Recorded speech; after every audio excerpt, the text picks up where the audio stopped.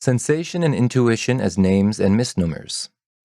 As they are used in Jungian typology, the names of intuition and sensation are often confusing to the newcomer. Indeed, it is not just newcomers. Even experts have at times been confounded by that choice of nomenclature.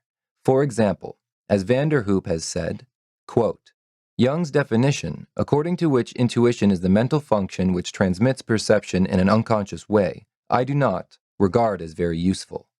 In the first place, intuition is not felt as perception, nor as a group of perceptions, but as an insight into the significance of the whole of the experience. In the second place, it cannot claim as a characteristic that it arises in an unconscious way. The expression in an unconscious way is extraordinarily vague, and likely to give rise to endless misunderstanding.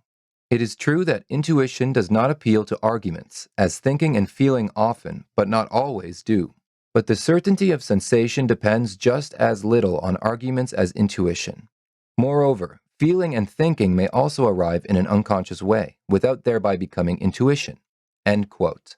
The first thing to note is that Jung himself did not have a very clear idea about what intuition was, at least not at the time when he was writing Psychological Types. In fact, the phrase perception via the unconscious has been copied over from the psychoanalyst Maria Moltzer, who was really the one who discovered intuition as a function. Likewise, the concept's further deployment in Psychological Types was supposedly instigated by the psychoanalyst Tony Wolff.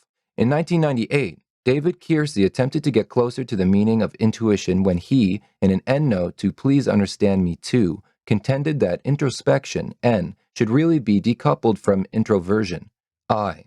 Thus, instead of a confounding conglomerate where all introverts are thought to be introspective in comparison to extroverts, we get a system that allows for more introspective extroverts, that is, EN types, and more immediate introverts, that is, IS types. If I had the luxury of rechristening the names of intuition and sensation, I would contend that intuition should more properly be called introspection, as Kiersey says, or a disposition toward the ideational, as Ryan Smith says. In any event, I would say that intuition tends to reference so-called non-immediate knowledge considerably more naturally than does sensation. By non-immediate knowledge, I mean concepts, associations, and ideas that do not follow directly from the immediate situation and which do not objectively pertain to it. I am here using the word objective, as it is normally used, and not in the idiomatic sense employed in Psychological Types. In everyday meaning of the word, almost anything can qualify as an intuition, and so this epithet does not really tell us much. In my own experience, referring to intuition as reflection has often helped S-types to recognize how N-types tend to be different from them. Certainly, making too much of things and going out on a limb that is at many times an unjustified limb, have been consistent S-type criticisms of N-types in the seminars and workshops that I have attended. In the admin's article on the bias against sensation, it is mentioned that Jung himself did not partake in the popular and widespread bias against S-types.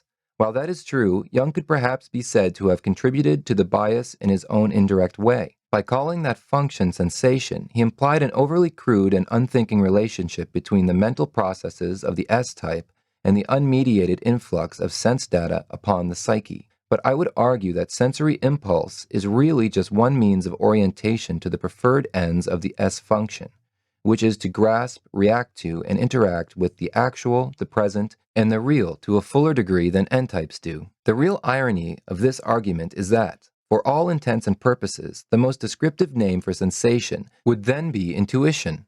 Instead of implying that S-types are mindlessly thrown about by their senses, the intuitive label would rather imply that S-types meet life more naturally, intuitively, and without the need for a lot of high-flowing and stilted reflection that the N-types so often evince.